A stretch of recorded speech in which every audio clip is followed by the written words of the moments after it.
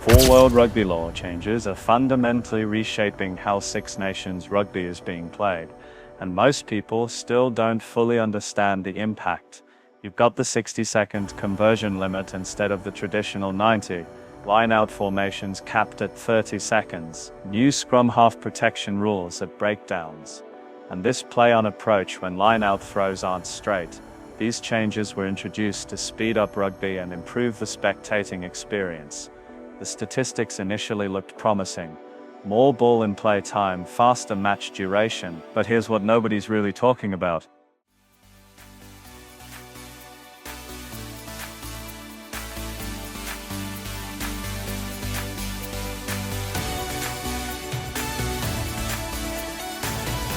These changes accidentally favor certain ways of playing rugby while making life significantly harder for others.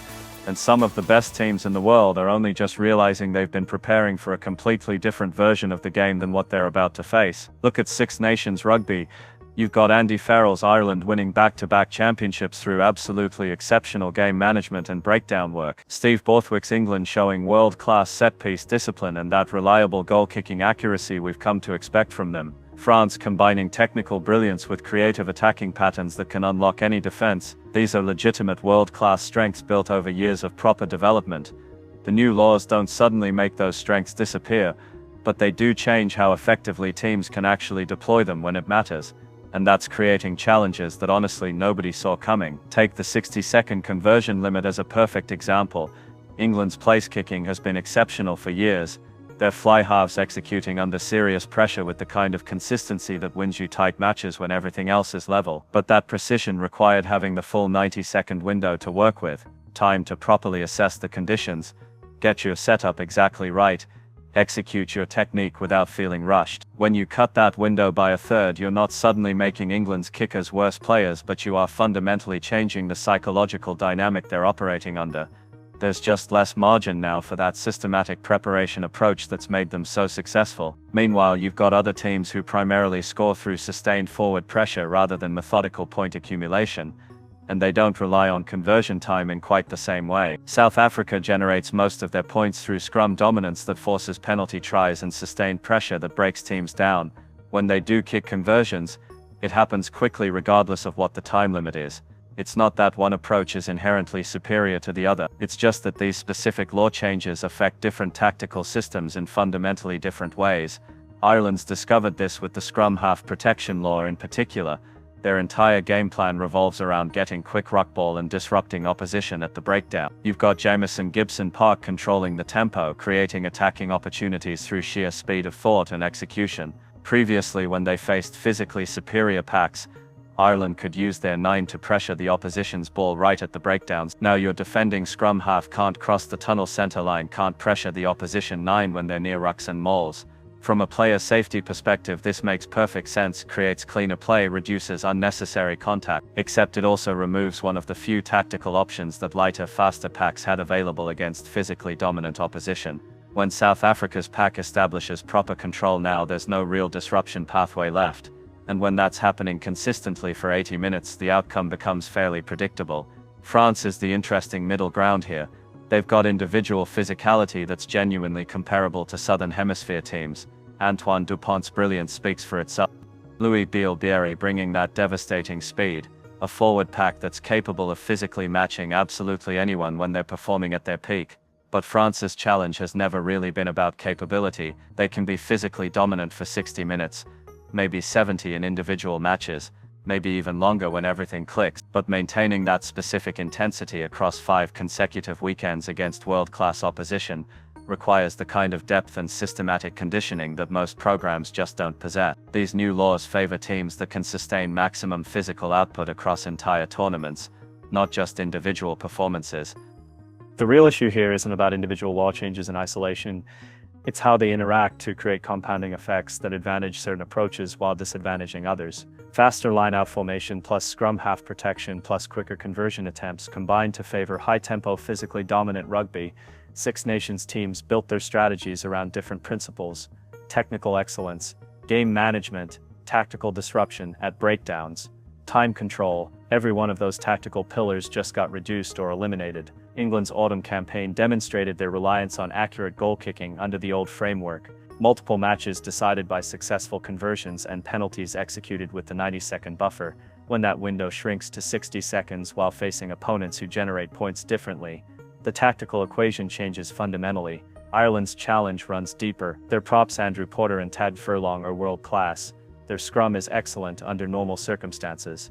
But when facing sustained pressure from physically superior packs, the old laws allowed Ireland to compensate through breakdown disruption. When physical contests become the only determining factor rather than one among several, outcomes shift toward bigger, stronger packs. Brett Robinson, World Rugby's chair, acknowledged this tension publicly. He said the system is from 30 years ago, and they have to think differently. Northern and Southern hemispheres seldom see eye to eye on laws. That disconnect reflects fundamentally different philosophies about what rugby should emphasize. Northern Hemisphere traditionally valued technical precision and tactical variety. Southern Hemisphere emphasized physical dominance and high tempo. Both approaches produce exceptional rugby. The problem emerges when law changes systematically favor one philosophy over another, without that being the explicit intention. The 20-minute red card situation reveals the political dimension. France opposed it strongly. Ireland wanted permanent reds for serious fouls. Yet World Rugby implemented it regionally despite lacking consensus. That inconsistency creates competitive imbalance. Some teams prepare under one rule set while others operate differently. The system isn't producing coherent framework. It's creating advantage and disadvantage based on which philosophy aligns with current interpretations. Scotland and Wales face steeper challenges. Neither possesses depth to rotate extensively like teams with larger pools. Neither has packs capable of sustained 80-minute dominance against top opponents. They could previously use breakdown pressure and game management to stay competitive. Those mechanisms got reduced or removed. Now matches become more about physical capabilities sustained over 80 minutes, and that doesn't make Scottish or Welsh players less skilled. It changes which skills matter most under the current framework. These laws were implemented right before Six Nations Championship periods, leaving teams with minimal preparation windows, no real opportunity to fundamentally adjust training camps or tactical approaches when everything's already committed months in advance. Teams are implementing significant changes while simultaneously competing at rugby's absolute highest level every weekend. That's not ideal conditions for systematic adaptation. The longer-term challenge becomes even more complex. These aren't neutral modifications that affect everyone equally over time.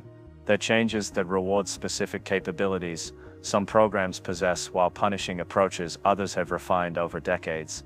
South Africa trained for faster game flow before these laws were finalized. JCO paper analyzing variations before official implementation, building protocols around anticipated changes rather than reacting after they became mandatory. Northern Hemisphere teams focused on autumn internationals, using existing frameworks, legitimate tactical focus on immediate competitions. The preparation gap widened significantly between different hemispheres and philosophies.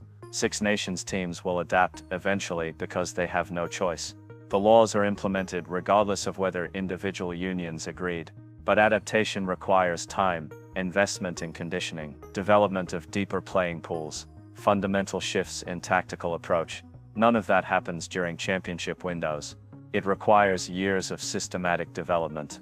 England under Borthwick shows promising signs, talented young players coming through, but talent and systematic preparation over years aren't the same thing. France represents the wild card, individual brilliance capable of beating anyone on their day, tactical creativity that can unlock any defense, a forward pack with genuine physical capability when functioning optimally, consistency across full tournaments against opponents who maintain relentless intensity remains their challenge, not questioning ability.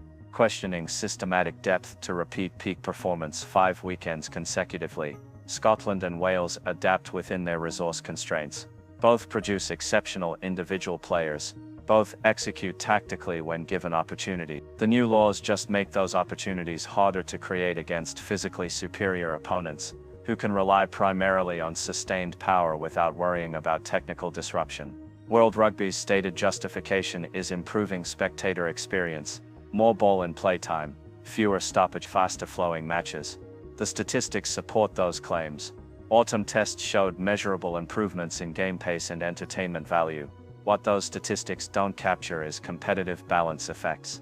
If law changes narrow those pathways to primarily favor one approach, the sport loses something valuable. Not arguing the laws are wrong necessarily. Six Nations teams will keep competing at world-class levels regardless of law frameworks. How they adapt and whether adaptation requires abandoning approaches that made European rugby distinctive are the questions worth watching. The real test is whether rugby maintains space for tactical variety or consolidates around a single dominant philosophy. Look, if this kind of analysis is useful, smash that subscribe button. These tournaments are fascinating to watch unfold. We'll see whether these laws actually improve the game